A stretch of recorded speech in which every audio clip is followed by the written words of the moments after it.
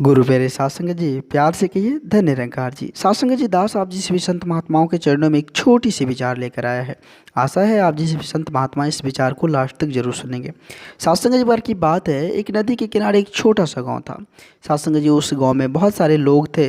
सासंग जी, उसमें जो है कुछ व्यक्ति अभिमानी थे और कुछ व्यक्ति जो थे सासंग जी सही ढंग से अपना जीवन यापन कर रहे थे।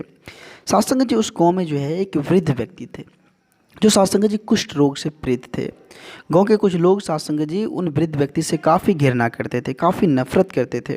सासंग जी कुछ लोग जो है इकट्ठा होकर एक दिन विचार किया कि क्यों ना ये वृद्ध व्यक्ति को हम गांव से निकाल कर कहीं अलग जो है झोपड़ी बना दिया जाए। ऐसा ही किया सासंग जी, और वृद्ध व्यक्ति को गांव से बाहर निकाल दिया। सभी घृणा कर रहे थे, सभी नफरत कर रहे थे उनसे। सासंग जी उनके पास जाने से भी कतराते थे, कोई नहीं जाते थे। कभी किसी को दया आता तो सासंग जी उसे जो है थोड़ा बहुत खाना पहुंचा देते थे।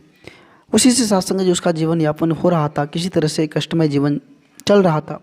एक दिन सासंग जी एक गुरु रूप जो प्रभु परमात्मा का रूप था उसी रास्ते से होकर जा रहे थे। तो देखा सासंग जी कि उस एक छोटी सी झोपड़ी रोड के किनारे जो बना हुआ था उसमें एक वृद्ध व्यक्ति, लाचार व्यक्ति बैठे हुए।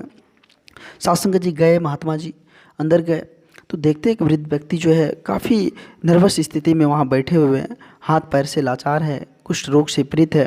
तो सासंग जी वो महात्मा जी बोलने लगे कि आज जो है आपके साथ हमें रात रहना होगा, यहीं पे हम आज विश्राम करेंगे। अब तो सासंग जी वो व्यक्ति जो था, जो रोग से पीड़ित था, उनके चेहरे की तरफ देखने लगे कि लोग, गांव के लोग इतना हमसे नफरत करते हैं, इतना घृणा करते हैं, हमारे पास आने से लोग कतराते रहते हैं, कोई हमारे पास भी नहीं आते हैं। और ये कौन से इंसान है जो हमको बोल रहे हैं कि आज रात आपके आश्रम में हमको विश्राम करना। सासंग जी कुछ बोल भी नहीं पा रहे थे व्यक्ति, सीधा उसके चेहरे की तरफ देखते देखते सासंग जी धीरे धीरे एक चमत्कार होता है सासंग जी। अब उसका जो हाथ पैर था सासंग जी धीरे धीरे ठीक होने लग जाता है।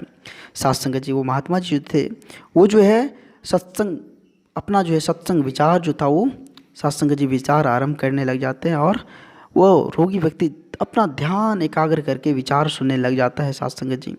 जैसे जैसे सासंग जी वो सत्संग खत्म होने की कगार पर होती है, सासंग जी उनके हाथ पैर जैसे पहले थे वैसे ठीक होने लग जाते हैं और सासंग जी बिल्कुल सत्संग खत्म होने के बाद बिल्कुल स्वस्थ हो जाते हैं।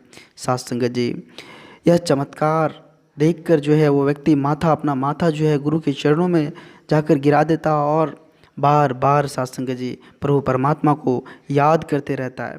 प्रभु परमात्मा को सासंग जी बार बार नमन करते रहता है। सासंग जी इस पर महात्मा जी ने उसे कहा कि भाई अब तो तुम ठीक हो गए हो, अगर बताओ कि तुम जो है गांव से बाहर क्यों हो, गांव से बाहर तुम्हारा ये झोपड़ी अकेले में क्यों है। तो सासंग जी वो व्यक्ति जो है बोला, मैं बहुत बदकिस्मत इंसान हूँ, मुझे कुष्ठ रोग हो गया था और यह रोग के कारण जो है हमारे पास कोई आता जाता नहीं था, मुझे घर वाले भी मुझे घर से निकाल दिए, मैं नीच हो गया था, इसलिए मेरे पास कोई नहीं आता जाता था, मैं भूखे प्यासे किसी तरह से जीवन काट रहा था। सासंग जी उनकी बातों को सुनकर महात्मा जी बोले, नीच तो वे लोग हैं जिन्होंने आपको जो है इस गांव से निकाल कर कहीं अलग अलग जगह आपको हटा दिया। नीच वो लोग हैं जिसको दया नहीं आया आप पे, नीच वो है जिन्होंने अकेला छोड़ दिया आपको, वो नीच है। अब चलिए आप मेरे साथ देखते हैं। सासंग जी वह स्वस्थ होकर बिल्कुल ठीक होकर जो है वह फिर जो है गांव लौटा। सासंग जी कहने का तात्पर्य है कि सासंग जी हमारे समाज में भी बहुत सारे ऐसे घटनाएं होती रहती है कि लोगों से घृणा हो जाती है किसी को। सासंग जी घृणा कभी होना ही नहीं चाहिए, गले से गले लगा कर जीना चाहिए। सासंग जी इंसान मानवता, एक जो मानवता का धर्म कर्तव्य होना है वो सासंग जी हमें निभा कर यहाँ से जाना होगा।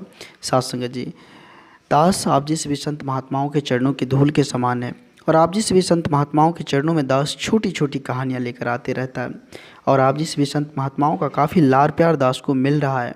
सासंग जी प्रभु का जो सुमिरन है, प्रभु का स्मरण है, वो सासंग जी हमें लगातार करनी है, लोगों की सेवा करनी है, यही तो सासंग जी मनुष्य जीवन का मुख्य कार्य है। सासंग जी इनको जो है हम अपने मन में बैठा लें कि मानव सेवा सबसे बड़ी है, सासंग जी सबसे बड़ा कर्तव्य है। सासंग जी आप जिस भी संत महात्माओं के चरणों में दास ज़्यादा कुछ नहीं बोलना चाहेगा। अगर ज़्यादा कुछ बोल दिया तो साध संगत जी दास क्षमा चाहेगा। साध संगत जी आप जिस भी संत महात्माओं के चरणों में दास का कोटि कोटि धन्य निरंकार, कोटि कोटि धन्य निरंकार।